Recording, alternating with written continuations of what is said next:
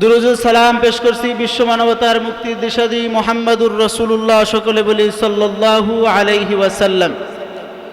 সম্মানিত এলাকাবাসী, আজকের এই মাহফিলের সৌন্দর্যতার লক্ষ্যে আমরা যারা এদিকে এখনও ঘোরাফেরা করতেছি, দাঁড়িয়ে আছি, আমরা কাল বিলম্ব না করে মাহফিলের সৌন্দর্যতার লক্ষ্যে আমরা মাহফিলের প্যান্ডেলে এসে বসে যাই। সম্মানিত হাজিরিন, আমি আপনাদের সামনে সূরা আলে ইমরানের 196 নম্বর এবং 197 নম্বর আয়াতে কারিমা তেলাওয়াত করেছি এবং রাসূল করিম সাল্লাল্লাহু আলাইহি ওয়াসাল্লামের অসংখ্য হাদিসে মুবারাকা থেকে একখানা হাদিস তেলাওয়াত করেছি। মহান রব্বুল আলামিন যদি তৌফিক দান করেন, সংক্ষিপ্ত সময়ে আপনাদের সামনে এই বিষয়ে কিছু কথা বলার চেষ্টা করব ইনশাআল্লাহ। ওয়া মা তৌফিকি ইল্লা বিল্লাহ, আলাইহি তাওয়াক্কালতু ওয়া ইলাইহি উনীব। সম্মানিত মুআজ্জাজ হাজিরিন, আল্লাহ সুবহানাহু ওয়া তাআলা পৃথিবীর মধ্যে মানুষকে পাঠিয়েছেন, রাসূল করিম সাল্লাল্লাহু আলাইহি ওয়াসাল্লামকে পাঠিয়েছেন আল্লাহ সুবহানাহু ওয়া তাআলার গোলামি এবং রাসূল সাল্লাল্লাহু আলাইহি ওয়াসাল্লামের আদর্শকে এই পৃথিবীর মধ্যে বাস্তবায়ন করার জন্য, রাসূল করিম সাল্লাল্লাহু আলাইহি ওয়াসাল্লামের আনিত দ্বীনকে দুনিয়ার মধ্যে প্রতিষ্ঠিত করার জন্য। সম্মানিত হাজিরিন, পৃথিবীতে মানুষ দুঃখ, অভাব এই সমস্তর ভিতরে অতিবাহিত করে এই দুনিয়ার জীবন শেষ হবে। দুনিয়ার জীবন শেষ হওয়ার পরে আখিরাতের জীবনই হলো মুখ্য লক্ষ্য, উদ্দেশ্য। রাসূল করিম সাল্লাল্লাহু আলাইহি ওয়াসাল্লাম দুনিয়াতে থাকা অবস্থায় অভাব অনটনের মধ্যে কিভাবে দিন পাত অতিবাহিত করেছেন, তার পরিবারকে কিভাবে সান্ত্বনা দিয়েছেন, আমরা এ বিষয়ে আজকে আলোচনা করার চেষ্টা করব। মুহাম্মদুর রাসূলুল্লাহ সাল্লাল্লাহু আলাইহি ওয়াসাল্লাম দুনিয়াতে জীবন যাপন করার মধ্যে তার পরিবারকে নিয়ে অভাব অনটনের মধ্যে পড়েছিলেন। এমনকি দিনের পর দিন, মাসের পর মাস রাসূল করিম সাল্লাল্লাহু আলাইহি ওয়াসাল্লামের ঘরে চুলায় আগুন জ্বলে নাই।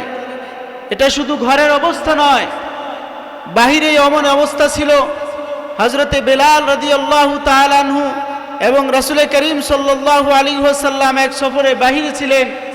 তিনি বলেন, রাসূল করিম সাল্লাল্লাহু আলাইহি সাল্লাম বলেন, আমাদের 3 দিন অতিবাহিত হওয়ার পরে আমাদের কাছে এমন কোনো জিনিস ছিল না যা আমরা খাবো। রাসূল সাল্লাল্লাহু আলাইহি সাল্লামকে প্রস্তাব করা হয়েছিল,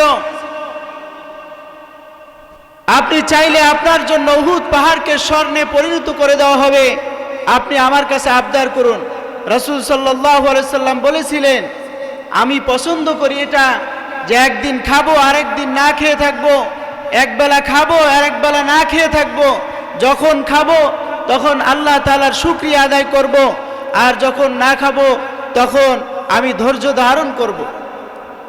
শুকর এবং ধৈর্য, সবরের প্রতিদান, এই গুণের নিয়ামত হলো আল্লাহ তাআলা। রাসূল সাল্লাল্লাহু আলাইহি সাল্লাম বলেন, আস-সাবরু সাওয়াবাহুল জান্নাহ, যে ব্যক্তি ধৈর্য ধারণ করবে তার জন্য আল্লাহ তাআলা রেখেছেন তার সর্বশ্রেষ্ঠ নিয়ামত জান্নাত। জোরে বলুন সুবহানাল্লাহ।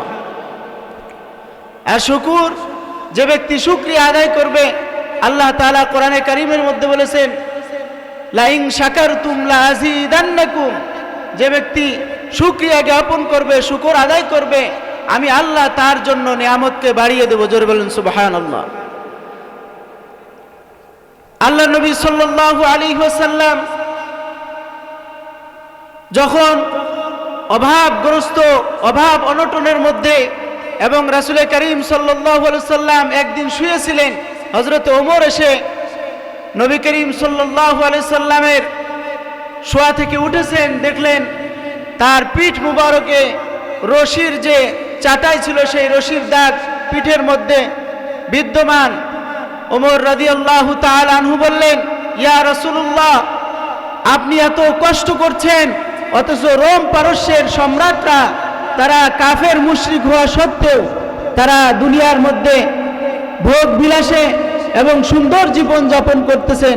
আল্লাহর নবী সাল্লাল্লাহু আলাইহি সাল্লাম ডাক দিয়ে ওমরকে বললেন, ও ওমর,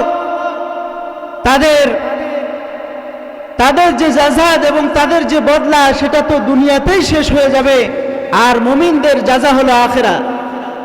মুমিনদেরকে তাদের প্রতিদান দেওয়া হবে জান্নাতের মধ্যে।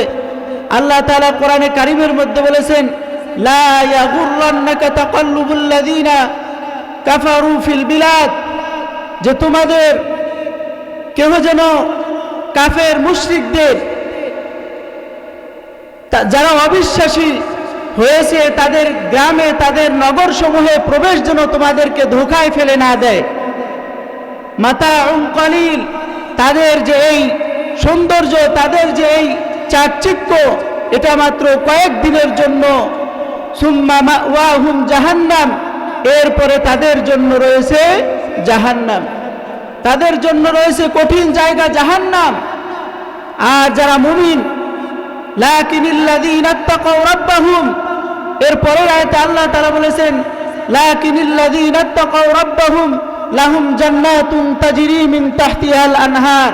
আর যারা মুত্তাকি, যারা বিশ্বাসী, যারা আল্লাহকে ভয় করেছে, তাদের জন্য রয়েছে পরকালের জন্য লাহুম জান্নাতুন তাজরি মিন তাহতিহাল আনহার, এমন জান্নাত যেই জান্নাতের তলদেশ দিয়ে নদী প্রবাহিত হবে। লাহুম খালিদিনা ফিহা, আর তারা সেই জান্নাতের মধ্যে চিরজীবন চিরস্থায়ীভাবে সেখানে অবস্থান করবে। চিল্লায়া বলেন সুবহানাল্লাহ। সম্মানিত হাজিরিন, রাসূল করিম সাল্লাল্লাহু আলাইহি ওয়াসাল্লাম আদর্শ এবং রাসূল সাল্লাল্লাহু আলাইহি ওয়াসাল্লাম অভাব অনটনের সময় তিনি যে সান্ত্বনা এবং যে আদর্শ রেখেছেন, আমাদেরকে সেই আদর্শ অনুযায়ী চলতে হবে। আল্লাহর নবী সাল্লাল্লাহু আলাইহি ওয়াসাল্লাম এটা পছন্দ করতেন যে আমি অভাবীদের সাথে জান্নাতের মধ্যে উঠব কিয়ামতের ময়দানে। যাদের ধন সম্পদ আছে, যে সেই ধন সম্পদ নিয়ে অহংকার করা যাবে না, কারণ এই ধন সম্পদ চিরস্থায়ী নয়। যারা ধন সম্পদ নিয়ে অহংকার করে, যারা বড়াই করে, ক্ষমতার বড়াই করে, তাদের অবস্থা আমরা দেখেছি। যাদের দম্প ভম্প ছিল পৃথিবীর মধ্যে, বাংলাদেশের মধ্যে আকাশচুম্বী, তারা এক সময় জঙ্গলের মধ্যে কলাপাতা বিছিয়ে ছিল, ঠিক কিনা?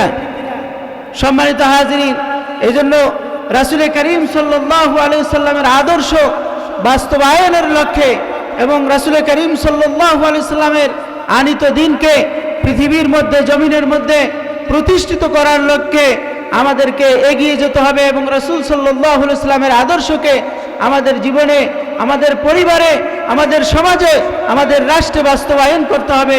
আল্লাহ সুবহানাহু ওয়া তাআলা আমাদের সকলকে আল্লাহ তাআলার হুকুম এবং রাসূল সাল্লাল্লাহু আলাইহি ওয়াসাল্লামের আদর্শকে আমাদের নিজেদের মধ্যে বাস্তবায়ন করার তৌফিক দান করুন। সকল